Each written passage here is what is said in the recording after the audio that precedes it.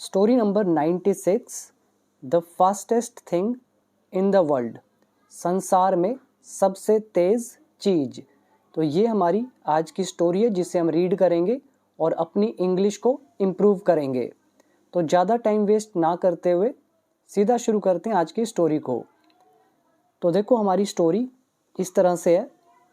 One day, एक दिन, in the grand court of Akbar, Akbar के भव्य दरबार में, the emperor asked a curious question, सम्राट ने पूछा एक जिज्ञासा भरा सवाल, टू हिज मिनिस्टर्स, अपने मंत्रियों से, what is the fastest thing in the world, दुनिया में सबसे तेज चीज क्या है। तो ये था उनका सवाल। यहाँ पर आप वर्ड मीनिंग याद करेंगे। पहला है ग्रैंड, मतलब एक बड़ा, विशालकाय, भव्य, शानदार। दूसरा है एम्परर, सम्राट। तीसरा है क्यूरियस, अगर कोई व्यक्ति कुछ जानने का इच्छुक होता है तो भी हम यूज़ करते हैं क्यूरियस का। या फिर कोई चीज़ हो जो जिज्ञासा से भरी हुई हो तो भी यूज़ करते हैं क्यूरियस, जैसे जिज्ञासा से भरा सवाल, क्यूरियस क्वेश्चन। मिनिस्टर्स मतलब मंत्री।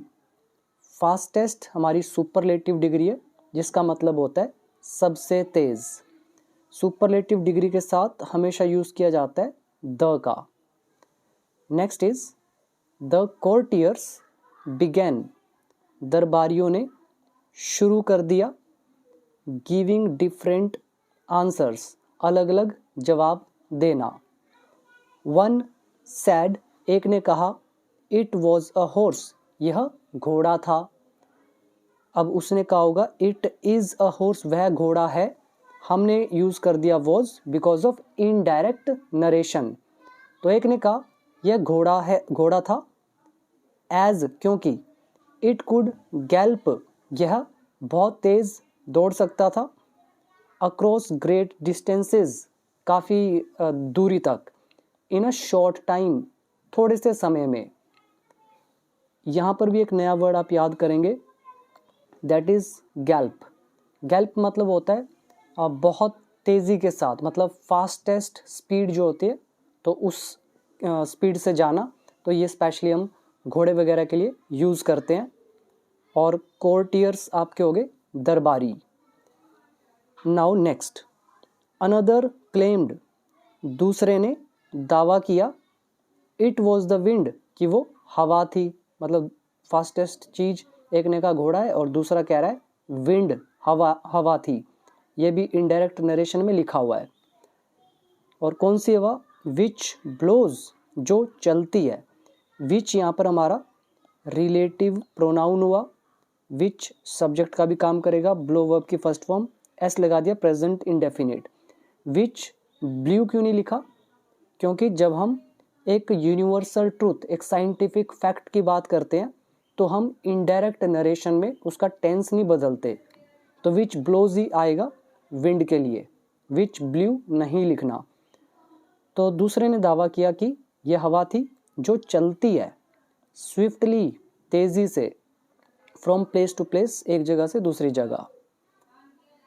अ थर्ड मिनिस्टर सजेस्टेड, एक तीसरे मंत्री ने सुझाव दिया, दैट की, इट वॉज लाइट, वो प्रकाश था। प्रकाश है भी बोल सकते हो, और ये भी इनडायरेक्ट नरेशन। तो तीसरे का जवाब है कि वह प्रकाश था, बिकॉज, क्योंकि, इट स्प्रेड्स, यह फैलता है। अब प्रकाश जो है ये भी एक यूनिवर्सल फैक्ट है, साइंटिफिक ट्रूथ है, इसलिए प्रेजेंट इंडेफिनिट में लिखा हुआ है, पास्ट में नहीं। तो ये फैलता है एवरीवेयर, हर जगह, इंस्टेंटली, तुरंत। इसके बाद आगे, the court buzzed with arguments, court तर्कों से या कोर्ट बहसों से गूंज उठा। इधर आपको पहले एक चीज समझनी पड़ेगी, वो है बज विद। बज विद मतलब होता है जैसे कोई क्रिकेट का स्टेडियम है और उस स्टेडियम में मैच से पहले जो जनता होती है वो स्टेडियम को कैसे एनर्जी से भर देती है, एनर्जी वहाँ पे गूंज उठती है, तो उसी के लिए यूज़ किया बज विद। मार्केट होता है, मार्केट में जोश जो होता है त्यौहार के टाइम वो गूंजता है, फैल जाता है, उमड़ जाता है, तो वही मतलब है बज़ विद। तो ऐसे ही जो दरबार है वो गूंज उठा तर्कों से या बहसों से। कैसे? ईच मैन ट्राइंग, हर आदमी कोशिश कर रहा था, टू प्रूव, सिद्ध करने की, हिज आंसर करेक्ट, अपने जवाब को सही। ये हो गया हमारा first paragraph. Now next paragraph. और आप में से कोई भी ऐसा स्टूडेंट है जिसको इंग्लिश सीखनी है step by step, basic to advance level तक, जिसमें मैंने कंप्लीट इंग्लिश सिखाई है आपको, तो आप लोग बिकम इंग्लिश चैंपियन ऐप जरूर डाउनलोड करना। उसमें मेरे आपको कोर्सेज दिख जाएंगे 2, जो भी आपको ठीक लगे आप ज्वाइन कर सकते हैं। कंप्लीट इंग्लिश कोर्स है, आपको सोचना नहीं पड़ेगा, बाकी डिटेल आपके सामने लिखी हुई है। अब आओ नेक्स्ट पैराग्राफ पर। यहाँ पे लिखा है फाइनली, आखिरकार या अंततः। हम ऐसे लिखते हैं अंत और फिर ये इस तरह से, अंततः, आखिरकार। Akbar turned to his wise adviser. Akbar ने रुख किया। टर्न टू मतलब होता है आप किसी की तरफ मुड़ गए, मतलब उसकी तरफ रुख कर लिया, उसके पास चले गए। किसके पास गए अकबर? हिज, अपने, वाइस मतलब समझदार, एडवाइजर मतलब सलाहकार, बीरबल के पास गया। And asked for his opinion, और उसकी राय मांगी। आस्क फॉर मतलब मांगना। Tense is past indefinite. Birbal smiled calmly. Birbal मुस्कुराया बड़े ही कामली यानी कि सहजता से, शांति से। एंड सैड, और कहा, your majesty, Maharaj, the fastest thing in the world is, दुनिया में सबसे तेज चीज है, द ह्यूमन माइंड, मनुष्य का मन। Next is the court fail silent. दरबार जो है कोर्ट, ये शांत हो गया, या फिर आप कहो कोर्ट में सन्नाटा छा गया। सम मिनिस्टर्स लुक्ड सरप्राइज्ड, कुछ मंत्री दिख रहे थे आश्चर्यचकित। वाइल, जबकि, अदर्स सीम्ड, बाकी प्रतीत हो रहे थे या लग रहे थे, डाउटफुल, संदेह में, डाउट में। यहाँ पे सरप्राइज्ड एडजेक्टिव है, डाउटफुल एडजेक्टिव है। और ये हमारा जो लुक्ड है ये लिखा पास्ट इंडेफिनिट में जाता है। हिंदी आप रहा है में भी निकाल सकते हो, रहा था में भी, वो टेंस के हिसाब से आपको देखना पड़ता है। तो सम मिनिस्टर्स लुक्ड, कुछ मंत्रियों ने देखा या वो दिख रहे थे या वो दिखे, सरप्राइज्ड। और ऐसे ही सीम जो है ये भी पास्ट इंडेफिनिट में लिखा जाता है। हिंदी कंटिन्यूस इंडेफिनिट दोनों में रह सकती है। आगे है अकबर आस्क्ड बीरबल। अकबर ने बीरबल से कहा टू एक्सप्लेन हिज आंसर, कि वो अपने आंसर का व्याख्यान करे, एक्सप्लेन करे। बीरबल रिप्लाइड, बीरबल ने जवाब दिया। अब ये बीरबल का जवाब है यहाँ से लेकर यहाँ तक। तो ये बोलता है इन अ सिंगल मोमेंट, एक पल में, the mind can travel anywhere, मन कहीं भी यात्रा कर सकता है। Sitting here in this court, इस कोर्ट में बैठे हुए, वी कैन थिंक अबाउट, हम के बारे में सोच सकते हैं। किस बारे में? डिस्टेंट माउंटेन्स, जो दूर दराज की पहाड़ियाँ हैं, पर्वत हैं, उनके बारे में। वास्ट ओशियंस, जो फैले हुए या भव्य बड़े बड़े सागर हैं, उनके बारे में। वास्ट का वैसे मतलब क्या होता है? जब हम किसी चीज़ के फैलाव की बात करते हैं, फैलाव कितना भव्य, कितना बड़ा है, तो इस बारे में सोच सकते हैं। और यहाँ तक कि इवन लैंड्स, और यहाँ तक कि ज़मीनों के बारे में भी। कौन सी ज़मीन? अक्रॉस द वर्ल्ड, दुनिया भर में। Next, the mind can move to the past, मन पास्ट में जा सकता है। रिमेंबर चाइल्डहुड मेमोरीज, बचपन की यादों को याद कर सकता है। और या जंप इनटू द फ्यूचर, या भविष्य में झांक सकता है या जंप कर सकता है। एंड इमेजिन थिंग्स, और चीज़ों की कल्पना कर सकता है। कौन सी चीज़ें? That have not yet happened, जो अभी तक नहीं हुई हैं। दैट यहाँ पर रिलेटिव प्रोनाउन है, दैट सब्जेक्ट का भी काम करेगा। हैपन इज घटित होना वर्ब की थर्ड फॉर्म, और हैव हमारा बता रहा है कि प्रेजेंट परफेक्ट टेंस है। नेक्स्ट, नो हॉर्स, विंड और लाइट, इन तीनों में से कह रहे हैं कोई भी। कैन मैच, तो कोई भी मैच नहीं कर सकता है द स्पीड ऑफ थॉट, विचारों की गति को। अब जो मन है, तो मन मतलब विचार, तो विचार की गति बहुत होती है और मन से भी ज़्यादा गति होती है आत्मा की, ठीक है। इसके बाद देखो आगे, एम्परर वॉज इम्प्रेस्ड, सम्राट प्रभावित हुआ, इम्प्रेस हुआ।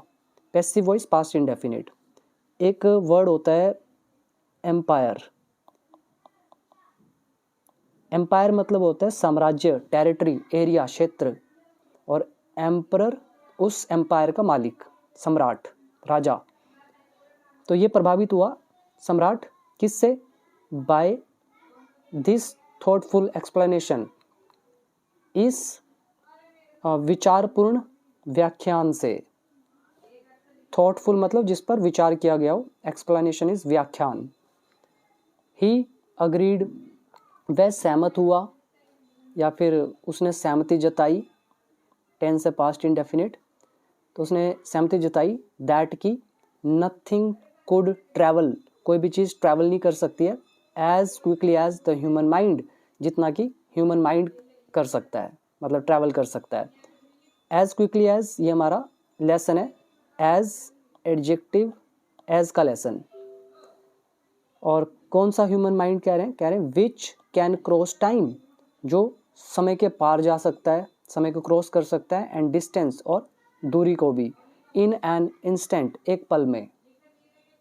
Now next is the courtiers accepted, दरबारियों ने स्वीकार किया, बिरबल्स आंसर, बिरबल के जवाब को, रियलाइजिंग, एहसास करते हुए, वंस अगेन, एक बार फिर, the depth of his wisdom, मतलब जो बुद्धिमत्ता है, समझदारी है, और इसकी जो गहराई है बुद्धिमत्ता की, तो इसका एहसास करते हुए, रियलाइज करते हुए, एक बार फिर से, तो इसको एक्सेप्ट किया दरबारियों ने बिरबल के जवाब को। So it was the story. Now moral, moral से पहले कुछ वर्ड मीनिंग आप देखो। एक्सेप्ट करना, स्वीकार करना, रियलाइज एहसास होना, डेप्थ इज गहराई, विजडम समझदारी, अकलमंदी या बुद्धिमानी, थॉटफुल इज विवेक, विचारपूर्ण कह सकते हो, एक्सप्लेनेशन इज व्याख्यान, अग्री इज सहमत होना, इम्प्रेस्ड प्रभावित होना किसी से, एम्परर हो गया आपका सम्राट, फिर आ गया डिस्टेंस मतलब दूर दराज वाले, एडजेक्टिव है, वास्ट मतलब भव्य विशालकाय, और इवन यहाँ तक कि, और इसमें ऐसा मुझे कुछ मुश्किल लग नहीं रहा है, और हैपन हो गया आपका घटित होना, और ऊपर भी थे जैसे डाउटफुल, संदेहपूर्ण,